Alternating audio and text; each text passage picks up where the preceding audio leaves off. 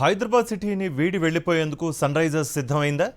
Free tickets విషయంలో Hyderabad cricket association Sunrisers మధ్య జరుగుతున్న వార్ ఏ మలుపులు తిరగబోతోంది? సిటీని వదిలేసేందుకు సిద్ధమయ్యే సన్ రైజర్స్ హెచ్సీఏకి లెటర్ రాసిందా? సన్ రైజర్స్ లేఖతో రాష్ట్ర ప్రభుత్వం వెంటనే స్పందించింది. దీనిపై విజిలెన్స్ విచారణకు ఆదేశించింది. అసలు హెచ్సీఏ పరిస్థితి ఏంటి? Watch it. గ్రేటర్ హైదరాబాద్లోని ఉప్పల్ స్టేడియంలో ఐపీఎల్ క్రికెట్ మ్యాచ్ నిర్వహణ, టికెట్ల వ్యవహారం దుమారం రేపుతోంది. హైదరాబాద్ క్రికెట్ అసోసియేషన్పై తీవ్ర ఆరోపణలు చేస్తూ సన్ రైజర్స్ ఓ లేఖ విడుదల చేసింది.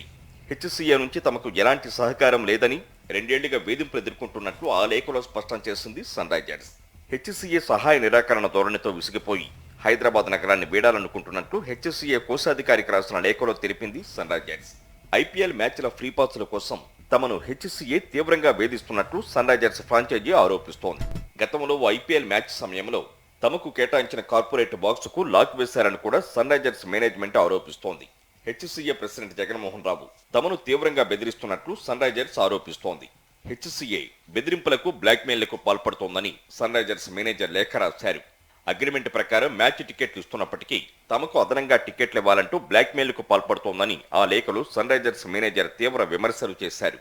12 సంవత్సరాలుగా హెచ్సీఏతో పనిచేస్తున్నామని, గత సీజన్ నుంచే హెచ్సీఏ నుంచి వేధింపులు మొదలయ్యాయని ఆ లేఖలో తెలిపింది సన్ రైజర్స్. మరోవైపు సన్ రైజర్స్ లేఖపై హెచ్సీఏ స్పందించింది.